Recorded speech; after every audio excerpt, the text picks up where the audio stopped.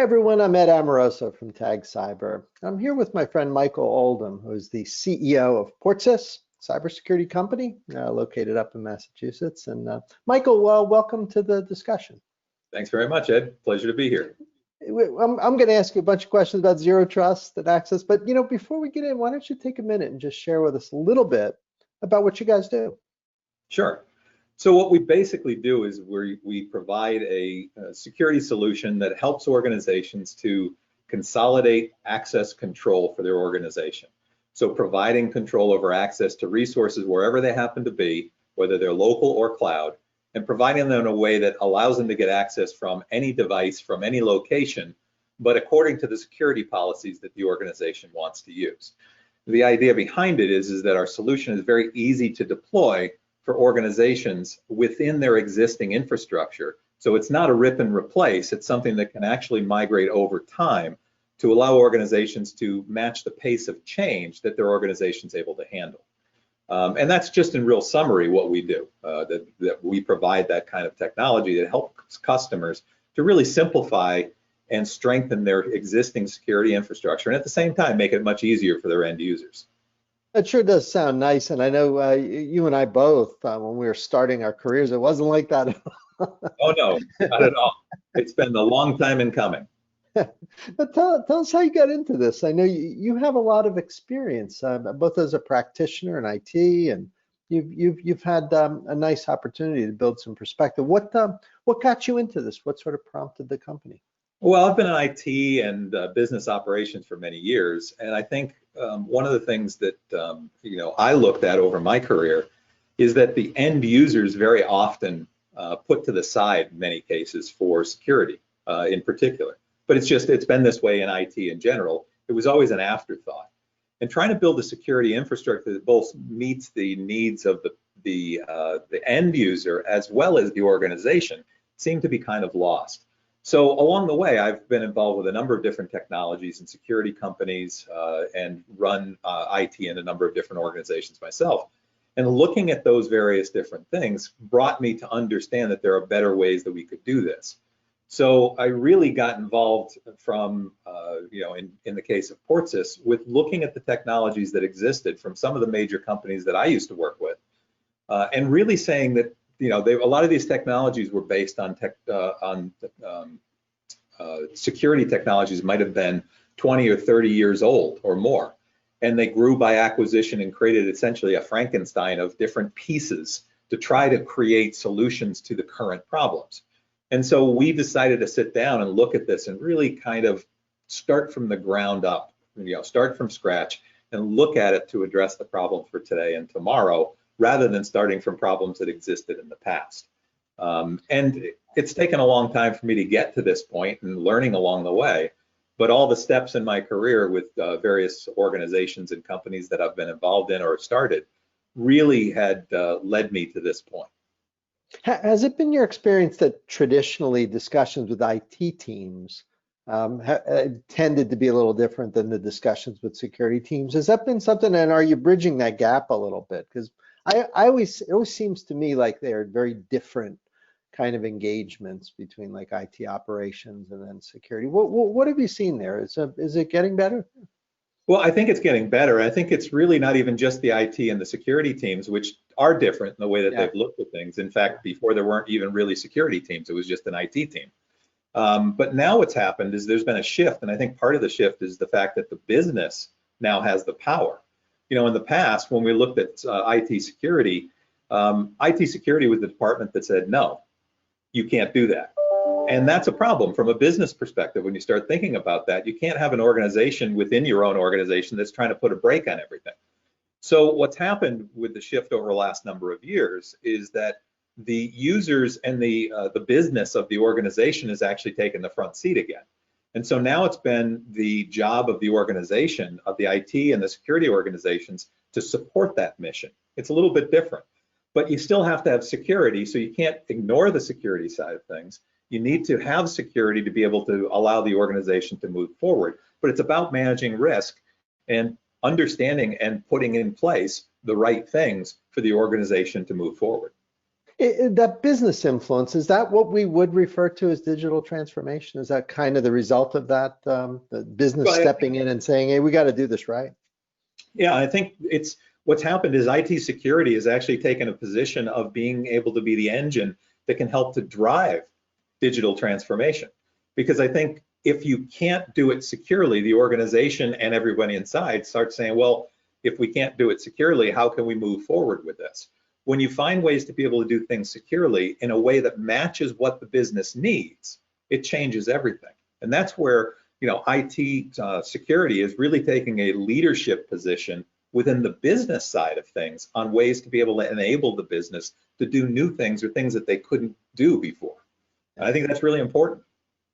Now, I want you to talk a little bit about Zero Trust, because let's get into the platform and what you guys do, because I know Zero Trust is a primary driver in the total access control solution that you guys have. Help some of the folks watching maybe understand what this Zero Trust concept is and what prompted you guys to build out the access controls that you've got embedded in the platform. Yeah, so I think Zero Trust is an interesting terminology. It's pretty accurate, but it's a nebulous term for lots of people today. Unfortunately, it's become kind of the catch-all marketing phrase for most of the security products that are out there. And I think last count, I had seen almost 100 different security providers claiming Zero Trust solutions. Obviously, they're not all doing the same things. So the way we look at Zero Trust is a little bit different.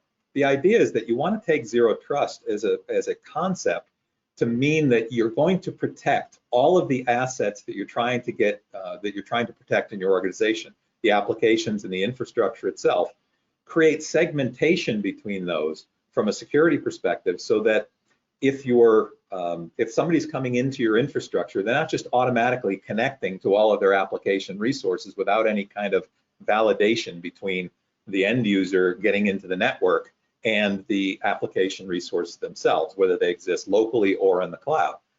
And so Zero Trust is really changing the control points that you have for what you're looking to find out about that user and the context of that user, which is also really important. A lot of people look at the user as the primary way to identify somebody. So that was the old username and password. The problem is username and password can vary quite a bit as far as the controls go. If you have a username and password and you're sitting in a competitor's office and you're signing into your organization to spill all the secrets of what your organization is doing, that's not very good. So the context of access becomes very important when you start looking at it from a security perspective. And if you can take the context of access along with strong validation of credentials, which means the username, password, maybe even getting rid of passwords and using KCD or other kinds of technology, adding in multi-factor authentications, device validation, and lots of other things, that you can ensure that that person up front is who they say they are, and that their context matches the situation that you want. You tie that together with policy control over each and every resource, whatever that resource happens to be, that can differentiate by that individual resource. Some could be higher security than others. When you start tying this all together, what you end up with is a dynamic access control infrastructure that allows you to be able to dynamically control who gets access to what. And as you start bringing more of your users into this kind of solution, you end up with great reporting, because you've got centralized reporting over who got access to what throughout your entire infrastructure. What's been your observation? You mentioned these different attributes that you use for making access policy decisions. Do you see them moving more toward, maybe away from passwords, toward things that are more multi-factor, adaptive, maybe a variety of different attributes to determine, whether Michael is really Michael trying to access the network? Do you see those attributes becoming more, maybe more varied, more dynamic, more powerful? I think the username and password still isn't dead. So it's still being used, and it's used in most organizations. But I think people are used to that. So from an end user perspective, it's still pretty straightforward and easy. People are used to using that. Yeah, it's interoperable, that's for sure, right? Right, absolutely. So, but the change that I'm seeing, and what we've been seeing over the last couple of years in particular, is adding more factors of authentication. So adding multi-factor authentication, looking at device validation, looking at geo-IP address validation, and other things that are important. And many of these things can be looked at, and what we do is we take a look at this behind the scenes. The end user doesn't have to be prompted or do anything other than put in their normal credentials and maybe a multi-factor authentication. But everything behind that is done transparent to the end user. So you get a lot more validation of who they are without interrupting the process significantly. So in addition to kind of controlling, you mentioned policy and respecting policy, help me understand kind of the visibility implication here, because I would think that would be pretty important, like having some a better situational awareness of what's happening and what devices are accessing what. Is that part of the platform? Is that that visibility component? Is that something you guys do? Yeah, absolutely. And that's a critical part of this, because, you know, if you think about it from an existing organization, if you wanted to run a single report that told you who got access to what throughout your entire organization, most organizations couldn't do it. They couldn't even come close. The only ones that come somewhat close are ones that bought another product that consolidates all the logs from the existing products to try to create some kind of central reporting. It's getting to the point that it's actually kind of crazy that we've got so much technology that we're throwing into this, and so much product soup, right? Absolutely. And that's one of the biggest challenges that organizations are facing. What we do is we actually, because as you start bringing more and more control over access through one central point, you now have the ability to do centralized reporting, and not just reporting about you know, who was signing in or whatever else, but it's detail about who's signing in, what device they're coming in from, what location they're coming in from, the security status of the device, you know, how they're accessing or what they're accessing, what they could get access to with their security, you know, and the policies that they've triggered as to what they could get access to and what they won't get access to. So all of that together is going to change the way organizations are looking at control, because today each different product may have a different level of control over the resources that they're getting access to. And that's a real problem because there's no consistency. And that's really what we're doing with total access control, is really trying to build that platform together so that as the organization moves more and more of their resources into total access control, they get a better and better picture of what's happening within their organization, local and cloud. Because the cloud is also another complication when you think of it from that perspective. How do you know who's getting access to the cloud? If it's a direct connection from your end user who's sitting at home today and connecting in, is that going to be logged into your security reports? With total access control, it will be. You'll know who's getting access to even the cloud resources. And you can control those as well with different ways of adding in authentication for the cloud, which is also important. So let's say you had a cloud that didn't have multi-factor authentication, or it had one, but it wasn't the one that you like to use in your organization. Total access control allows you to select what you want to use to validate your end users when they're getting access to information. So cloud is the app hosting part of the equation. What about the device side, like with unmanaged devices or things that might be a little less accurately inventoried? What happens when unmanaged stuff hits your platform? How do you guys handle that? Well, it's actually really important because we have lots of customers who have people bringing their own devices and they're at home or they're doing whatever else. So what total access control does is that it's really dependent on the policies the organization wants to set for that. So there are a couple of different ways that you can handle it. One is that you could look at the security status of that device. You could take a look at how that device works or what the profile is at that particular time. Are they running antivirus? Is it current? Is it up to a current operating system, et cetera? And you could make a decision based on that if you wanted to, as to whether to let that device connect to resources inside. And each of those different resources may have a policy that says whether a device like that could or may not be allowed access. So let's say it was an administrator function or something high security. You may not allow that BYOD device to connect to that particular resource, even if the user had the right credentials. But perhaps on other things that weren't as high security, like email or other kinds of things, you may want to have access to those things. So it could be variable based on that device. The other thing that we can do is you can actually take the device dependence away with technologies we have in total access control so that you can get access to, for example, an RDP desktop or some kind of a virtual desktop without the need to be able to see anything about that end user, but still control the security on what they could get access to.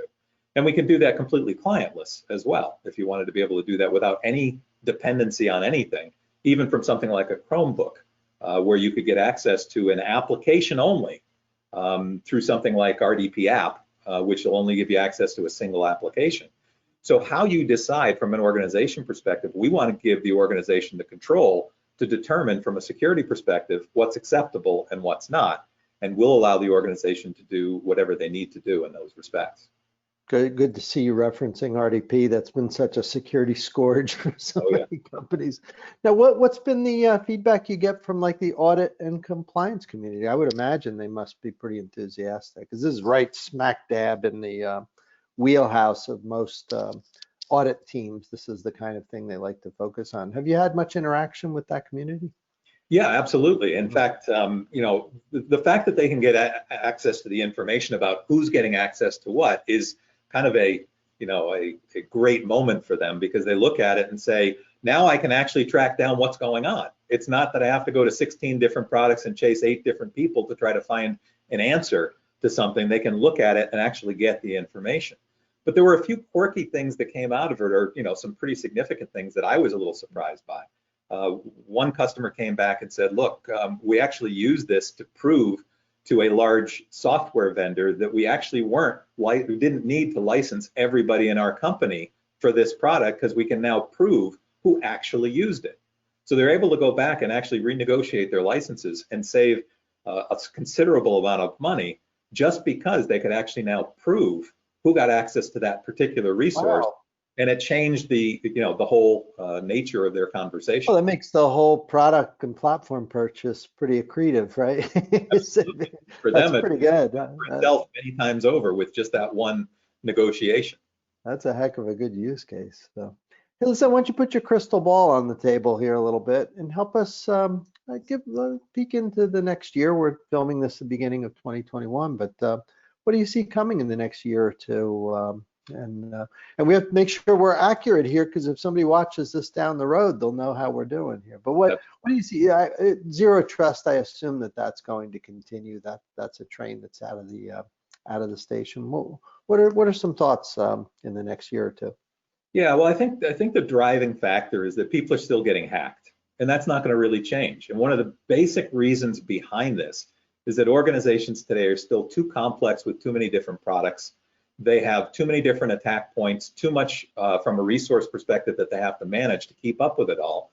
And even if vendors are prompt in patching, if you don't patch your product timely, or nobody finds it for a while, you're still at risk. So once somebody gets inside, one of the biggest challenges that I see is that we still have that old castle and moat approach for many organizations, where once you get inside the infrastructure, you're able to connect, and a hacker can pivot and attack all kinds of resources. And it doesn't matter which way you actually get in. There have been a lot of very high profile breaches recently.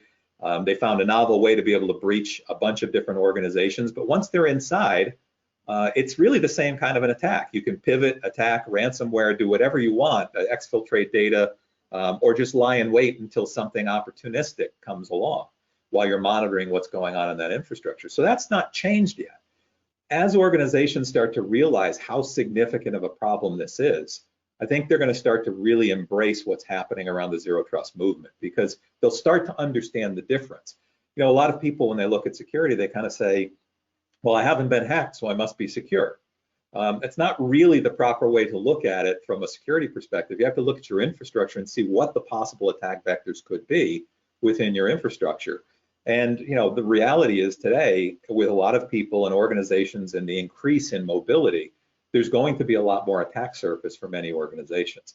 The use of VPNs has increased tremendously, and we're going to see that continuing in the future. Organizations, because of the recent pandemics and things that we've looked at, we're not going back to the way it was.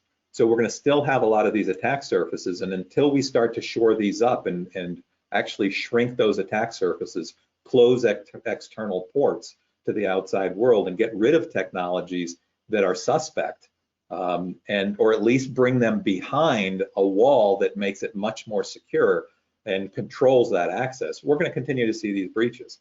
So I think zero trust and other technologies that are focused on trying to control that and bring things back under control, we'll see a lot of adaptation for organizations in that way. That's a very sensible view. I agree 100%. Now, let me ask you, for some of the viewers who might want to learn more about the platform, is the website a good place for them to schedule a brief and get to know a little bit about your platform? Would that be the best place to turn? Yeah, absolutely. www.portsys.com. And it's actually most of the information that you'd be looking for is there. You can schedule a conversation, demonstration or something like that with any of our team if you're interested in that. And that's probably the best place to start. We do have a lot of materials that people can read. If they're interested in that, I'd be more than happy to share that with you. That's great. Well, listen, on behalf of my team and for the folks watching, I really want to thank you. That was very clear and very enjoyable discussion. You have a nice way of taking these complex topics and making them seem very straightforward. It was really a delight to listen to you. And I want to thank you for making some time. Thanks very much, Ed. Really appreciate it. Thanks for making the time for us. And for everyone else, we'll see you next time.